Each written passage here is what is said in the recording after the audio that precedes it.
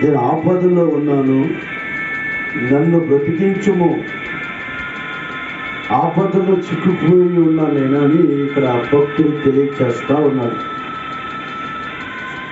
మనము అనేకమైన ఆపదల మధ్యలో ఉంటాము. అన్ని ఆపదలు వస్తాయి. ఆపదలో మనము అనేకులని అడుగుతాము, నాకు ఆపద ఉంది సహాయం చేయమని అడుగుతాము. ఒక్కొక్కరేమో వింటారు, అవునా ఇలాగా జరిగిందా అని అనుకుంటారు. ఒక్కొక్కరు వినరు. ఎందుకంటే ఎవరి యొక్క సమస్య వారే పరిష్కారం చేసుకోవాలి. మనుషులు మనల్ని ఎవరు మన ఆపదలో మనకి రానిరు. ఇంకొక ఆశ్చర్యమైన విషయం ఏంటి అంటే, ఆపదలు వచ్చినప్పుడు అనేకులు కొంతమంది మనమంటే పడనోళ్ళకి సంతోషం పడతా ఉంటారు. వాళ్ళకి ఆపదలు వస్తే బాగుంటుంది, వాళ్ళకి సమస్యలు వస్తే బాగుంటుంది. మన క్షేమాన్ని మన సొంత వారు కూడా పట్టించుకోరు. అందుకే ఇతను అంటున్నాడు, అయ్యా నేను ఆపదల్లో చిక్కుకొని ఉన్నాను, నా ప్రభువా నా తండ్రి. ఆపదలు వేరు, ఆపదలో చిక్కుకొని ఉన్నాడు. నన్ను బ్రతికించేదము నీవే. నా ప్రియమైన దేవుని బిడ్డలారా, దేవుడు ఎప్పుడు ఆయన మన ఆపదల నుంచి మనం తప్పిస్తాడు అని మనం గమనిస్తే వాక్యం రాయబడి ఉంది, నేను నా పూర్ణ హృదయముతో నీకు కృతజ్ఞతాస్తుతులు చెల్లించెదను. దేవునికి ఎవరు హృదయపూర్వకంగా ఆయనకి కృతజ్ఞతాస్తుతులు చెల్లిస్తారో దేవుడు వారి ప్రతి ఆపదల నుంచి కూడా తప్పిస్తాడు.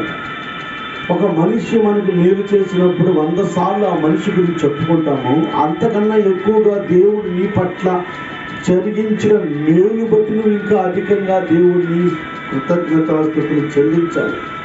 హృదయముతో ఆయన్ని ఆరాధించాలి, హృదయముతో ఆయన్ని ఘనపరచాలి, హృదయముతో ఆయన్ని మహిమపరచాలి. నీ అంతరంగములో దేవుడిని స్తుతించటము, దేవుడిని ఆరాధించటము, దేవుడిని ఘనపరచటం.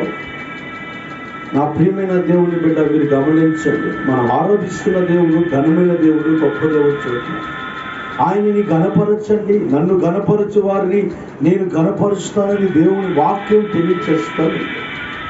నీ ఆత్మీయమైన జీవితంలో ఎప్పుడైతే నీ హృదయపూర్వకంగా దేవుడికి కృతజ్ఞతాస్తుతులు చెబుతావో నిశ్చయముగా దేవుడు నీకు సహాయం చేస్తాడు.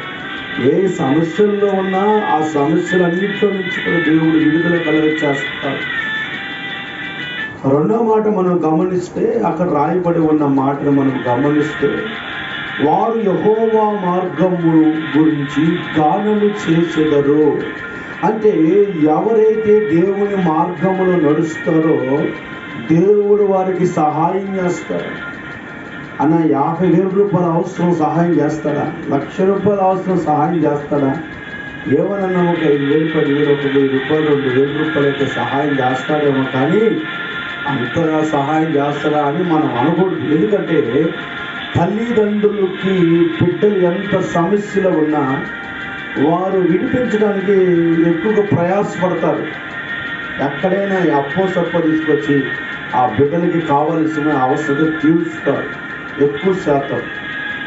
కొంతమంది పట్టించుకోరనుకో. ఏదేమైనప్పటికీ అంతకన్నా దేవుడు ఎంతటి దానిని నీకు సహాయం చేసే దేవుడు, ఎంతటి దానినైనా నీకు మేలు చేసే దేవుడు. నువ్వు దేవుని మార్గంలో నడవాలి. దేవుని మార్గం అంటే ఏంటి అంటే, దేవుని ప్రార్థనకి వెళ్ళాలి, దేవుణ్ణి ఆరాధించాలి, దేవుడు చెప్పిన మార్గంలో నడవాలి. అందుకనే కీర్తన గ్రంథం రాయబడి, దుష్టులు ఆలోచించినప్పుడు నడువక, పాపుల మార్గం నిలవక, అపహాస్యులు కూర్చుని చోట కూర్చొనక, యెహోవా ధర్మశాస్త్రమును దీవారాత్రులు ధ్యానించేవాడు ధన్యుడు.